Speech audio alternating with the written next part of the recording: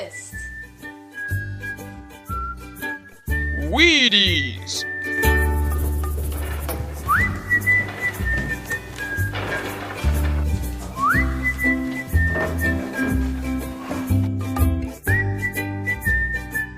Wheaties, the breakfast of champions.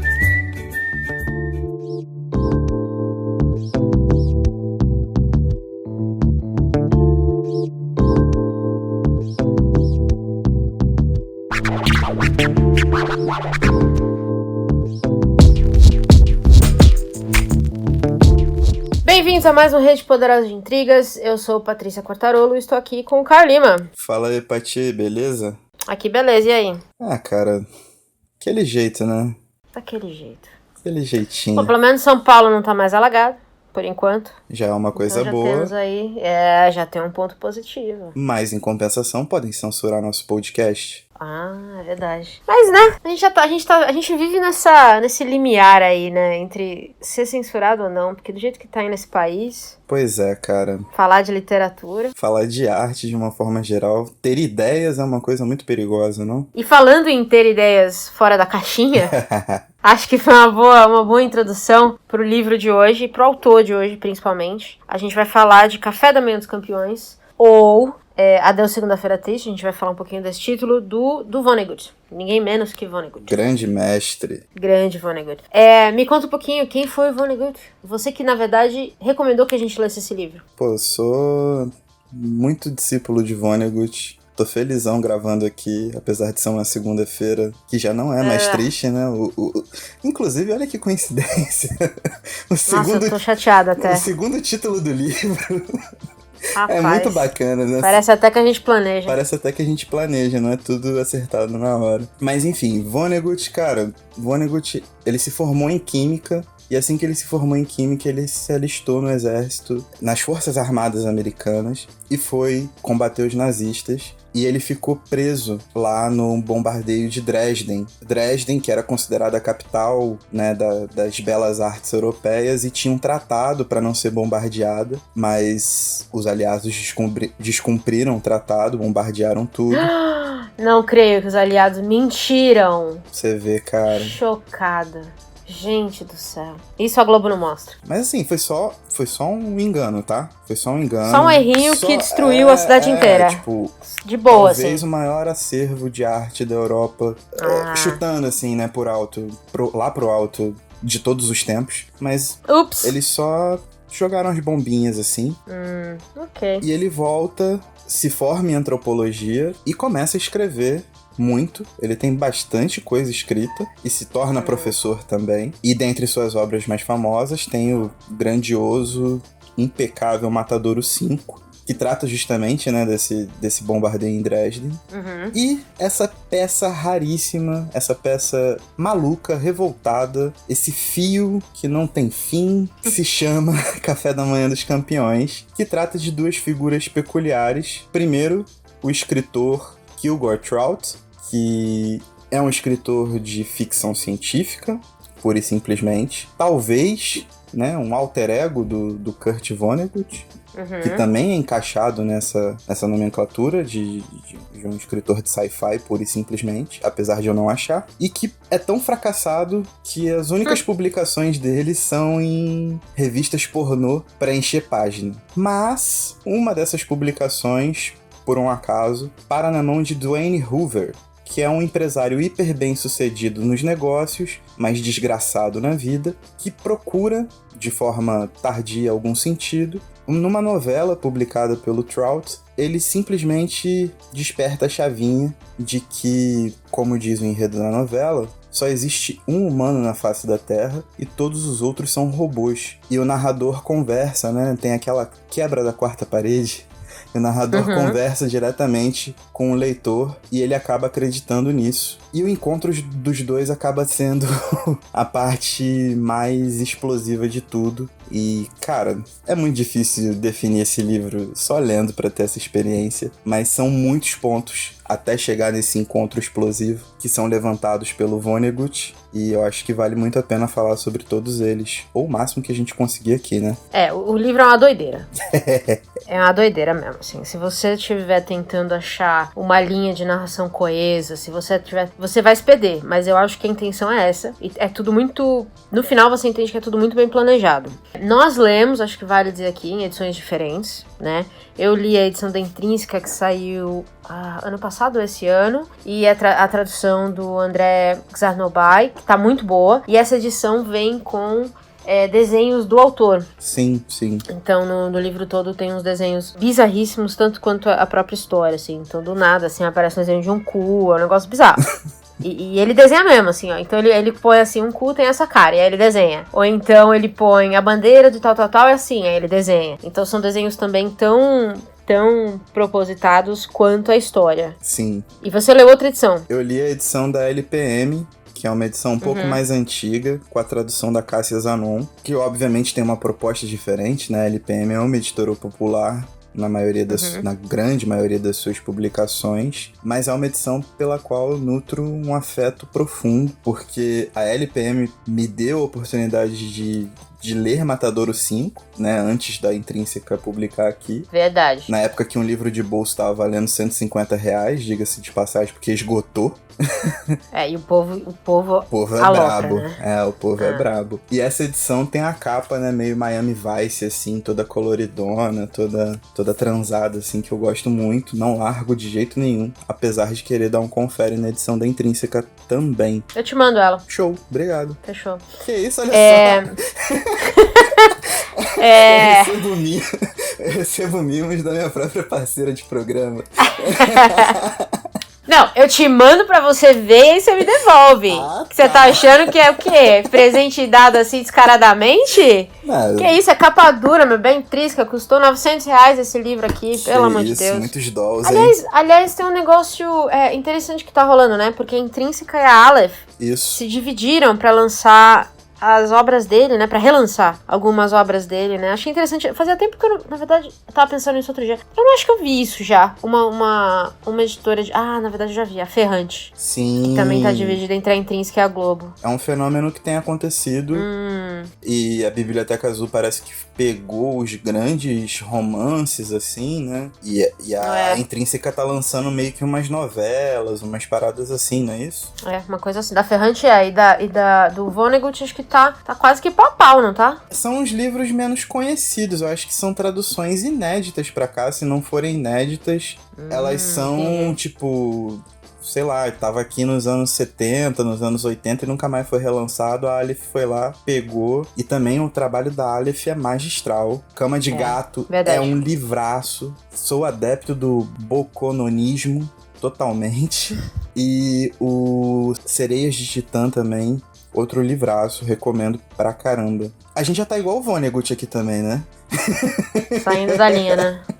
Totalmente. Aqui não dá pra ter pauta com esse homem, o que a gente vai fazer? Mas vamos lá, então vamos voltar aqui, vamos tentar manter uma linha, um raciocínio claro, conciso, que não é o que ele quer, mas é o que a gente vai tentar. Isso. Ele foi escrito, é o 8º livro publicado do autor, O Café da Manhã dos Campeões, foi escrito em 73. Exato. Então a gente tá falando aí 4 ou 5 anos depois de Matadouro 5. Em Matadouro 5, foi o primeiro livro que eu li dele, acho que vale a gente falar, foi a minha primeira experiência com Vonnegut e eu pirei, achei absolutamente incrível, recomendei pra todo mundo na época, que é mais ou menos assim que eu fico quando eu leio um livro que eu enlouqueço. Todo mundo fala assim, o que você tá lendo? Eu falo, eu vou te falar um livro que você precisa ler agora. E aí eu emprestei pra alguém, sumiu, essa minha edição da LPM sumiu, eu emprestei pra alguém e aí eu comprei a nova. Mas é fantástico. E é muito mais focado na experiência dele na guerra. Total. Né? Café da Manhã dos Campeões me pareceu uma sequência muito natural a Matadouro 5, porque é como se fosse um soldado que volta e aí ele começa a ver um país que ele não reconhece mais, porque é crítica em cima de crítica, principalmente aos Estados Unidos. Tem críticas a muita coisa ali, mas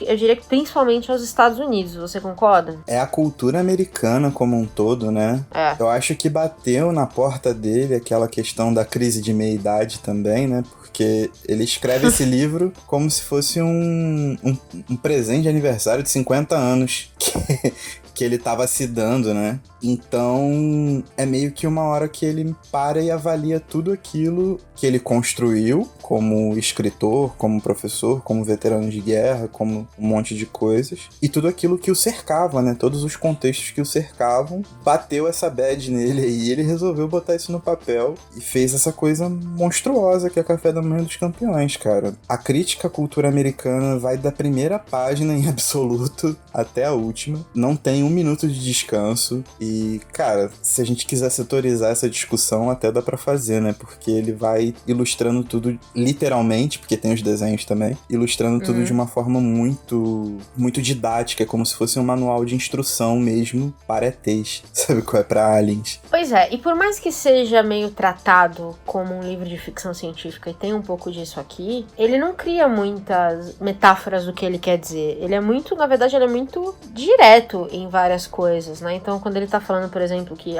nesse país, alguns poucos homens eram donos de muita terra e eles podiam decidir muitas coisas e a minoria... Ele escreve isso com essas palavras, né, parafraseando, obviamente, mas sim, não tem muita margem pra você interpretar. Então, por exemplo, eu fico pensando numa ficção científica da Ursula Le Guin, por exemplo, que ela cria um novo planeta, ela cria novas espécies, então você fica ali tentando entender qual o paralelo que ela criou. O Vonnegut não te dá isso, ele está te dizendo o paralelo que ele tá criando, assim, não tem imagem pra dúvida, eu diria. Eu acho, assim, na minha opinião, se fosse pra classificar esse livro cairia numa coisa meio ficção da ficção ou metaficção, porque o tempo todo é ele dando uma aula de como ser, né, essa figura criadora de um romance e equiparando esse romance ao mundo propriamente dito, né? Então ele manipula as ações com Trout e com Hoover, que são as duas personagens principais dele, os dois protagonistas ali, de uma maneira em que ele vai desenrolando todos esses assuntos, né? E ele vai falando da própria constituição da realidade na qual ele está inserido e na própria constituição do que é ficção, né? Dos limites da própria ficção, de como a ficção se retrata. E aí ele brinca muito com essa coisa da ficção científica também, né? Porque o Trout é justamente esse escritor fracassado e inventa várias histórias fora da casinha, mais do que o próprio Kurt inventaria num livro normal dele. Mas eu acho que é muito isso, cara. E talvez o elemento de ficção científica que você possa colocar é essa questão de realmente, talvez, ser um manual para alienígenas, né? Ter essa proposição de você estar explicando os humanos para outra espécie, talvez mais inteligente e tal. E aí a gente fica olhando, tipo, a didática absurda com que ele faz isso. É muito bizarro. Acho que metaficção explica bem, porque você tem muito de um livro dentro do livro, né? Sim. E é por isso que eu acho que às vezes se você estiver tentando seguir se na sua cabeça você achar que um livro você só pode ler ABC, você vai ficar doido. Porque o Vonnegut não segue essa regra, né? Ele faz o que ele quer, basicamente. E esses livros, às vezes, tratam sobre livros, ou sobre processo de escrita, ou sobre processo criativo. Então você fica meio perdido. Tem hora que você fica completamente a ver navios, assim. Apesar dele escrever de uma forma muito rápida, muito corrida, isso acaba sendo uma grande pegadinha também, né? Porque você tem que dar uma certa atenção ali, senão você acaba se perdendo ou só captando uma piada que nem é tão piada assim, né? Tem muita coisa que eu acho que tem tom de piada, mas se você ler de novo, é um tapa na cara mais do que uma piada. Bate uma dorzinha na consciência. Você fica chateado, assim. Você fica chateado, muito chateado. Ele é muito pessimista, né? Acho que também com a história de vida que ele teve, tudo que ele viu no mundo, ele não parece ser muito chegado da sociedade. Eu acho que esse livro também, as críticas que ele traz da sociedade americana, da cultura americana, me lembrou muito... Eu não sei, eu fazia muito paralelo com Saramago, que também é um pessimistão. E eu amo, porque eu também sou, então gosto. Já gostei muito de tudo que eu li aqui, achei maravilhoso. E essa coisa de assim, ó, o ser humano é isso aqui. Porque eu fico pensando agora do jeito que você falou, né? Um manual pra alienígenas. Se o cara chega aqui, a primeira coisa que ele lê é Vonnegut e depois ele lê um Saramago, ele vai embora. Tipo, ele fala, esses aí vão se matar mesmo. Que merda. Depois a gente volta aqui e pega a terra vazia. Se tiver terra, porque também estão destruindo terra, isso. Então exatamente. tem essa aí também. Ele é bem pessimistão mesmo. Mas eu acho maneiro que com o tempo, eu acho que depois desse livro, particularmente, quando ele joga todo o pessimismo dele, ele acaba ganhando um tracinho de otimismo que paira justamente quando ele dá muitas palestras nos discursos que ele faz, nos ensaios. Inclusive, tem outra editora que lançou alguns ensaios do Vonnegut, que é a Rádio Londres. Ah, é verdade. Ok, é verdade. E tá numa edição muito bonita também e tal. E vale a pena dar uma olhada, porque ali parece que o Café da Manhã dos Campeões é um ponto de virada, saca?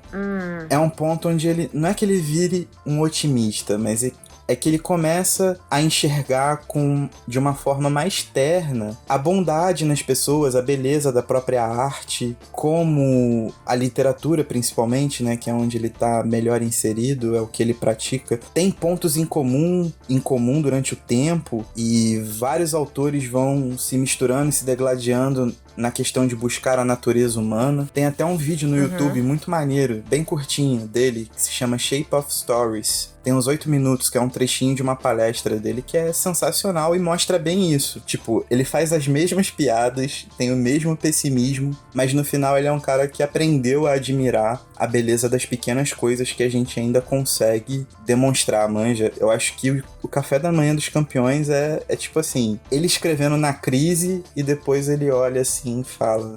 Ok, desabafei.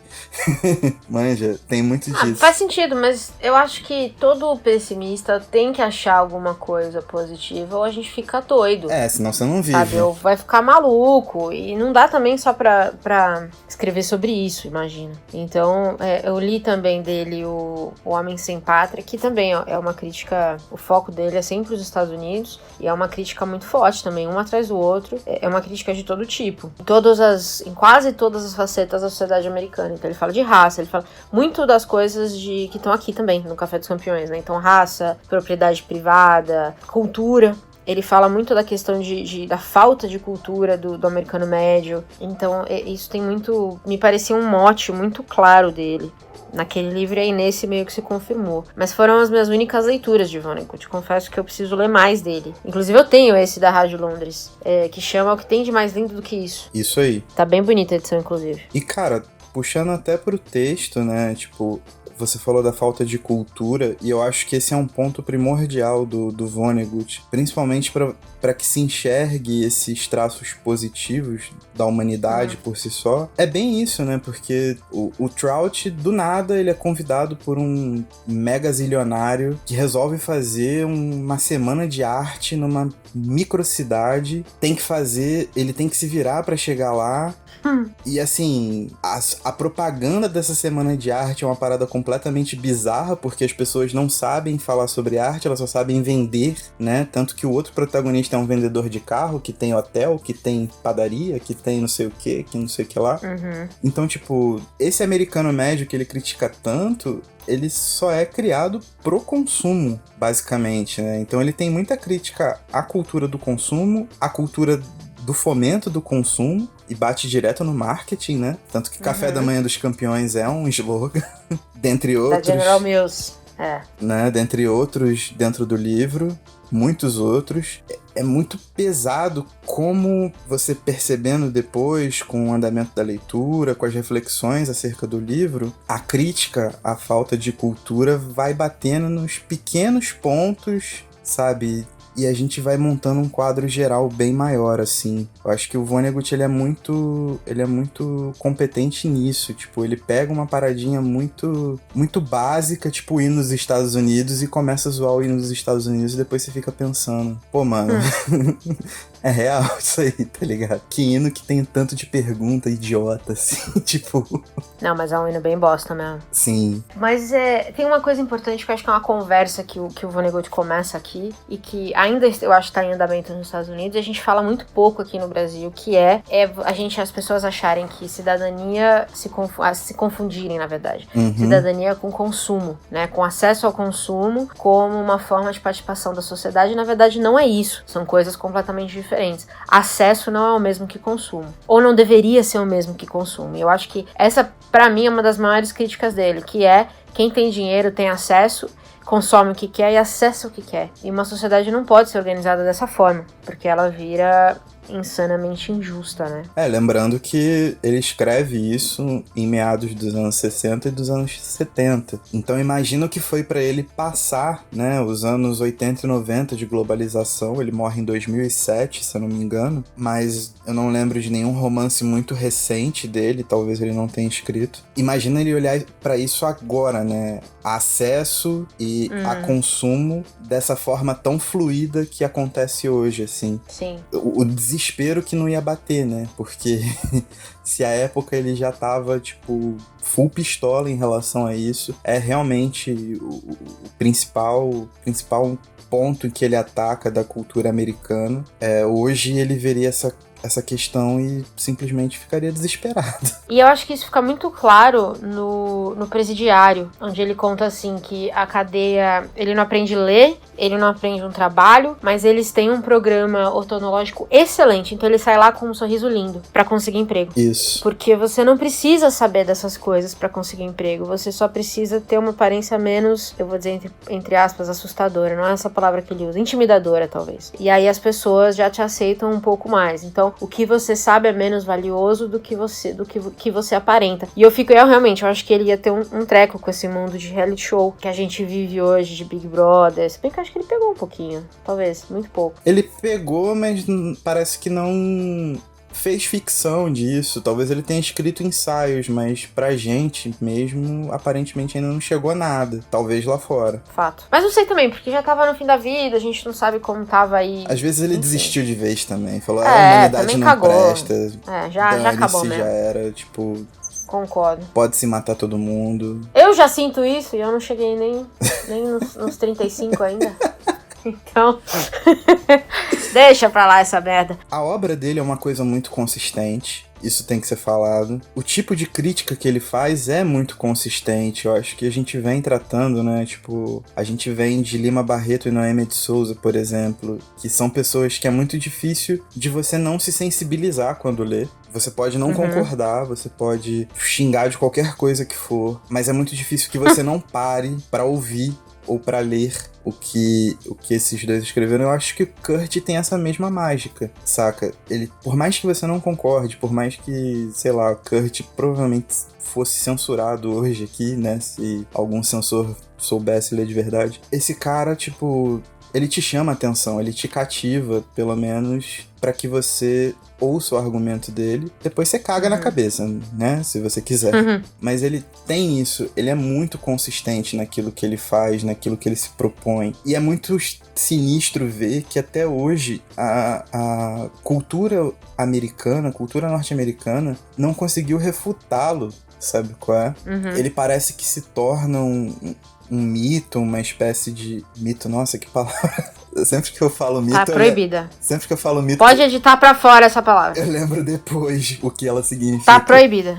Mas ele se torna meio que um profeta desse caos que a gente vive hoje em dia, saca? Ele não consegue diminuir de tamanho e ele não consegue ser confrontado, mano. Ele tem uma clarividência que é muito fora do normal, assim. Acho que agora, com o poder que as editoras estão tendo de lançá-lo de maneira mais consistente, principalmente aqui no Brasil, eu acho que a gente tá conseguindo ter uma noção melhor disso, de como ele consegue tocar em temas diversos de uma maneira muito, muito, muito consistente, sem qualquer argumento apelativo. saca? Tipo, ele não faz um clickbait, assim, pra você.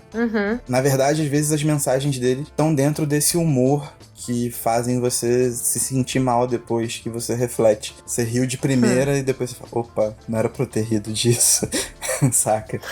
Sim. Mas esse é o choque que ele quer provocar, e ele provoca isso com uma facilidade e um sucesso enormes, assim, até hoje. Tipo, é um dos poucos caras que podem se falar, assim, entre aspas, incontestáveis na literatura, saca? Tipo, você tem que, pelo menos, experimentar Kurt Vonnegut pra poder chegar lá e falar groselha. No episódio anterior, que a gente estava discutindo o esboço da Rachel Cusk, a gente comentou um pouquinho sobre essa ânsia das editoras que estão lançando livros agora já determinarem o cânone, né? Sim. E aqui a gente tá falando de um livro que foi lançado em 73 e que hoje está sendo reeditado e ainda hoje é relevante. Eu acho que a gente teve esse mês aqui, né, com esse episódio da Rachel, 2 exemplos muito claros do que o cânone é e do que o cânone não é. E eu acho que vale essa conversa.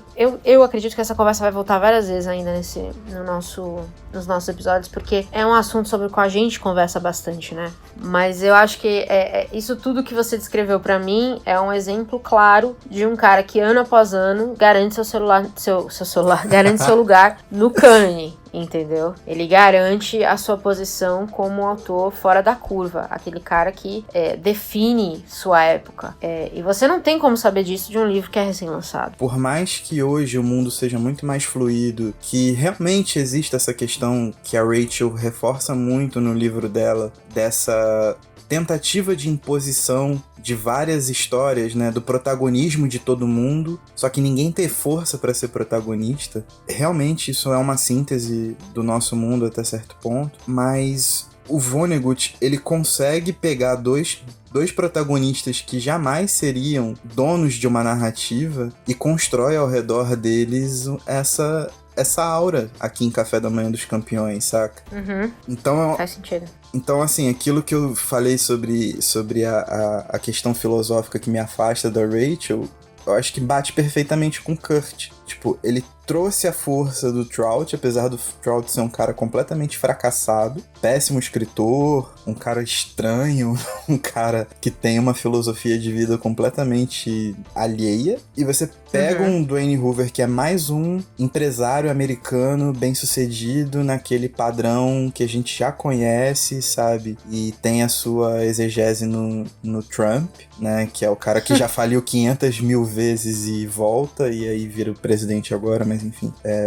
É o americano médio, e ele transforma esses dois caras no centro de uma história em que ele repassa a história do próprio Estados Unidos. Ele tenta mostrar um olhar à frente, tenta atualizar algumas questões, né, que ele viu na guerra, por exemplo. Então, é uma parada muito avançada, né? O cara é muito sinistro, saca? Não tem o que falar, tipo, você fica... Você tem tanta coisa boa pra falar do cara que você não consegue falar. Já sabemos que você é fã. Porque o cara faz umas paradas que você fica de boca aberta. E se você for pegar todos os livros dele, por exemplo, os 4 últimos lançados, que é o Café da Manhã dos Campeões e o Matadouro 5 pela Intrínseca, o Sereias de Titã e o Cama de Gato, os 4 têm pontos diferentes, né, centrais, assim. O Café da Manhã dos Campeões é essa crítica à cultura americana de uma forma geral. O Matadouro 5 é sobre guerra. O Sereias de Titã já é uma parada mais sci-fi, falando sobre os limites da própria ciência e da própria consciência, né? Um romance, de certa forma, até metafísico. O Cama de Gato tem uma questão religiosa que é muito forte. Então são 4 pontos que ele olha de maneira diferente, mas os 4 pontos têm essa mesma questão de consistência, essa mesma questão da argumentação. E aí vem, né, o humor que camufla a crítica, o humor que faz você olhar, né, no espelho e se ver com a pulga atrás da orelha. Vem até uma rabugice, no final tudo se acaba mesmo. Todos os livros são assim, saca? Que ele é um pessimista convicto, e ele sempre foi durante toda a vida. Mas é incrível como o cara consegue manter esse nível de consistência uma parada muito difícil. E é muito absurdo o que ele faz. O mais interessante pra mim aqui também, além de tudo isso e das críticas muito claras, ele consegue criar personagens muito interessantes, ainda os que aparecem pouco, né? Então, por exemplo, o Harry, que trabalha pro Duane, que ele é, na verdade, um travesti, né? Ele gosta de se vestir como mulher, apesar dele não ser um transexual. Primeiro, falar disso num livro lançado na década de 70, pra mim, já parece uma coisa muito, muito além da época. Eu acho que era um tema ainda um pouco tabu. E o Harry aparece muito pouco, mas ele já conta uma história ali dentro daquele ciclozinho de existência do Harry. Ele já conta um pouquinho de história. E ali ele já tem uma crítica aos Estados Unidos, que se diz tão aberto, tão sei lá, tão pra frente. Terra da liberdade, né? Isso, mas você não pode se vestir de mulher se você for homem. E eu acho que isso acaba batendo, e as conexões dentro do livro vão fazendo isso acontecer. Isso acaba batendo no filho do Duane, né? Que o filho do Duane, ele trabalha num cabaré tocando piano e é homossexual assumido. E a raiva, né, que o Duane tem do próprio filho faz com que eu esqueci o nome do cara. Qual deles? Você acabou de falar que se veste de travesti. O Harry. O Harry. Faz com que o Harry fique com medo feroz. E tem umas partes no livro que ele realmente acha que o Duane tá a ponto de descobrir que ele é travesti. E ele se cagando, ele se pelando de medo, saca? Porque se for descoberto, qual vai ser a reação do Duane? Ele já tava ali com as substâncias químicas alteradas, né? Ele já tinha seus problemas químicos, tava mal das ideias. Então, tipo, isso acontece o tempo todo. A questão do rapaz que tem o nome parecido com ele, que fica na porta da concessionária, meio que guardando os carros pra ele, pedindo um emprego, pelo amor de Deus. O ex-presidiário, O ex-presidiário. E ele não dá o emprego. Humilha o cara, tipo, de todas as formas possíveis. E o maluco tá ali, de boaça, tentando recuperar a vida dele e não consegue. Tipo, as oportunidades não vêm. E aí começam as explicações, né? De que, tipo, um ex-presidiário não tem direito a muito mais coisa do que seus dentes bonitos. E foi o que você tocou sobre a aparência. Mas esse mesmo presidiário não consegue um emprego e, na real, esse presidiário não pode nem visitar a família se ela morar por assistência do governo. Sabe? É uma parada completamente bizarra. E aí você começa a pensar, tipo, mano, tá todo mundo preso. Há várias convenções sociais completamente arcaicas, completamente ultrapassadas, completamente ridículas. Aliás, pra quem tá ouvindo isso e não sabe, essas questões de presidiário visitar a família, com apoio de governo, isso são leis nos Estados Unidos hoje ainda. Então não é que ele criou esse tipo de coisa ou ele escreveu esse tipo de coisa pra criar ou filosofar. Isso são de fato as leis, né, que existem hoje e estão vigentes. Se eu não me engano, é bizarro. Se um presidiário vai visitar a mãe, por exemplo, nesses conjuntos habitacionais, além dele ser recolhido de novo, eu acho que a mãe perde o direito à habitação. É uma coisa assim. É uma parada mais ou menos assim. Então olha só que bizarro, mano. Que louco, não tem sistema de ressocialização, não tem oportunidade, não tem nada, e isso bate numa questão racial latente, que a gente já cansou de falar aqui. E isso volta à tona também na Fissura, que é a série que vai sair daqui a pouco. Então, assim, você começa a contestar o sentido de liberdade. Pra quem é liberdade? Que cultura é essa que cultiva tanto essa liberdade e faz isso com as pessoas? Elas viverem presas sem reconhecerem, sem terem dignidade pra viver, saca? Isso é fenomenal. É um conjunto de pequenas coisas que vão se somando e vão formando esse quadro muito maior. E de repente você tá putaço, igual eu tô agora. Nem precisou muito, pô.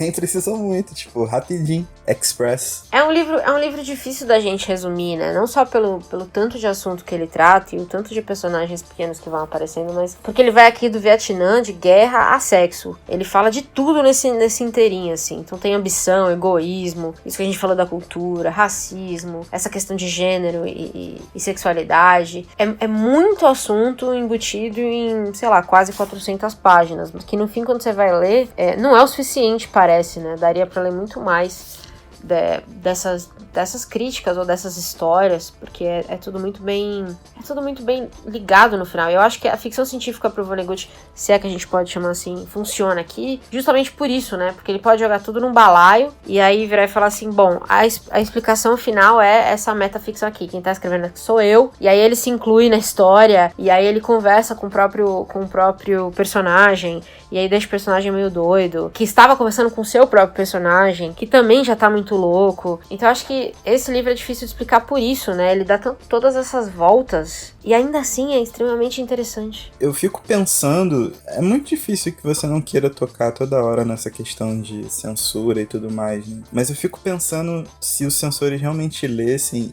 por exemplo, esse livro do Kurt Vonnegut. Não ia entender. Como eles seriam atingidos por essa ficção, tipo... Não, saca? eles não iam entender. Pelo amor de Deus. Presumindo que eles fossem leitores, né, de algum... que lessem com atenção, né, que não fossem um amontoado de palavras ou algo completamente arbitrário que eles acham que é. Mas assim, como é que eles seriam atingidos por isso, tá ligado? Eu tenho muita curiosidade em ver essa parada, eu tenho muita curiosidade em pesquisar relatórios de livros censurados, ou de livros que de alguma forma foram advertidos, né, como foi, por exemplo, O Apanhador no Campo de Centeio. Eu não sei se você sabe, há um tempo atrás, que O Apanhador no Campo de Centeio, todo mundo que comprava tinha que fazer meio que um registro no FBI ou na CIA, algum órgão desses malucos aí, porque era um padrão que todo serial killer tivesse lido. Então, se você quisesse comprar, gente, na real, você tinha que fazer um cadastro num desses órgãos de segurança megalomaníacos dos Estados Unidos. E esse bagulho chegou até aqui no Brasil, porque eu lembro que quando eu fui comprar, quando adolescente, meu pai me falou essa parada. Então, tipo, E é um livro X, nem achei tudo isso. é uma parada muito, muito absurda. Imagina você comprar um livro e automaticamente tá com um cadastro em algum órgão federal de segurança, tipo, podendo ser considerado um serial killer, um potencial serial killer. Não, o pior é um cara efetivamente matar alguém, aí vem o policial, ahá! Sabemos por quê. Ele leu O Apanhador no Campo de Centeio. Então, assim, porra, puta que pariu também, né? Law and Order nível 0. Tudo começou quando aquele adolescente... Imagina um relatório assim. Mas é meio que contestar qual é o limite dessa ficção. Quando a ficção vai interferir, o que ela vai mexer com seus elementos químicos. O Vonnegut faz isso nesse livro de maneira magistral. E quando ele se insere no livro, logo no final ali, que provoca toda a confusão, ali, tipo, é absurdo, sabe qual é? Vira uma parada muito Matrix, assim. Você fica, tipo, caraca, brother, eu tô aqui no universo paralelo. Tipo, você é transportado lá pra dentro, não faz sentido nenhum, mas você fica absorto naquilo. E é isso. É a magia do Vonnegut. O cara é brabo demais. Só não foi brabo, porque eu não sei se você sabe, mas tem um filme, né? Não, tem filme? Como? Tem um filme de Como é que 1999. roteiriza essa doideira? O roteiro adaptado Rapaz. foi responsabilidade do Kurt Vonnegut. E o ator que faz o Dwayne Hoover é o Bruce Willis. Na época que ele fez O Sexto Sentido, esses bagulho doidão que ele fez. Top! Na época que ele tava então no top do top. Exato. Mano, imagina um filme trash. Eu preciso achar esse filme hoje. Agora. Tem no YouTube, mas com legendas em inglês. Tá bom. Procura lá. É muito bom, tipo... Soa muito bom mesmo. Eu gostaria muito de ver como é que virou um filme, como é que foi a adaptação disso pra um filme. Depois não queira me bater pela recomendação. Mas existe, cara. E eu acho que talvez tenha sido um dos últimos trabalhos do Vonnegut, assim, né? Porque já é na transição do milênio. Foi a coisa mais famosa que eu vi dele, assim, né? Com mais repercussão que eu vi. E ó, que aqui nem é muito falado, né? Não é nada falado, na verdade. Isso aí ficou num buraco... Entrou num buraco negro da vida e ficou. O Matadouro 5 também virou filme, não virou? Virou também. Mas eu acho que com mais sucesso do que o Café da Manhã dos Campeões. Mas assim, de verdade, pra mim é um livro melhor também. Pra ser sincera. Sim. Mas isso é questão pessoal. Matadouro 5 eu sou suspeitaço pra falar. É um dos livros da minha vida. Da primeira vez que eu li eu não entendi nada. Até hoje eu não entendo, sei lá, 20% do livro. Mas é Não assim, exagera, vai. maravilhoso, cara. Matadouro 5 é uma obra-prima da literatura. É uma das Total. poucas coisas que me faz acreditar que nos Estados Unidos pode sair coisa boa. Que maldade. Porque sabe como é que é? Né? Tem que lançar aquela braba. O Vonnegut, pra mim, é um exemplo muito claro de literatura como resistência. Ou, pelo menos, como crítica inteligente. Porque eu acho que a sim. gente tem... Porque hoje a gente tem muito literatura crítica por crítica. Mas o que ele fala aqui... E aí eu acho... É nesse ponto, pra mim, principalmente, que Matadouro 5 é superior. A crítica, pra mim, no Matadouro 5, ela é muito forte. E como é uma crítica muito específica, né? Que é sobre a guerra e como os Estados Unidos lidou com a guerra e não um apanhado de críticas, vamos dizer assim, eu acho que ele tem um pouco mais de força. Eu acho que o Matadouro 5 ele tem uma questão humanitária que ela ultrapassa, tipo, vários níveis de vários livros que já foram considerados ápices de humanidade, sabe? Ele tem uma sensibilidade muito forte. E aqui nem é exatamente o foco do Café da Manhã dos Campeões, porque... Repito, é aquele livro de crise de meia-idade mesmo. Ele tá com 50 anos, repensando a existência dele no mundo, o potencial dele como criador. Isso talvez tenha até uma questão teológica no meio, como crítica do que é criação, do que não é. Mas enfim, deixa isso pra quem lê. Eu acho que é importante viajar nessas paradas. Mas o Matadouro 5 tem esse viés humanitário que é muito, muito, muito gritante. De um período que foi assustador, que a gente tá vendo... várias exudações, né, mundo afora, principalmente aqui no Brasil, a gente tá colado nisso o tempo todo. Todo dia é só abrir o G1 que você vê o que tá acontecendo, nem é tão difícil assim. Então eu acho que ele tem esse clamor, assim, por essa esperança e essa humanidade que a gente acha que perdeu. Tem muita coisa ali também, tipo, ele tem um cerne diferente, ele toca muito mesmo. É difícil falar de Matadouro 5 também. Porra, Vonnegut é... Dá pra começar a ler Vonnegut pelo Café da Manhã dos Campeões, ou começa-se obrigatoriamente pro Matadouro 5? Putz, cara, difícil, porque nós dois viemos de uma conquista imediata pelo Matadouro 5, né? Foi. A gente tem uma história de vida nesse ponto parecida. Compartilha. Talvez nós sejamos a mesma pessoa. Rapaz, mas você tá dramático hoje. Que, nossa senhora, é o livro da minha vida. Nossa história de vida, meu Deus. A novela das 8 é aqui. Eu tô gravando numa segunda-feira. O que você quer? Adeus segunda-feira triste, pô.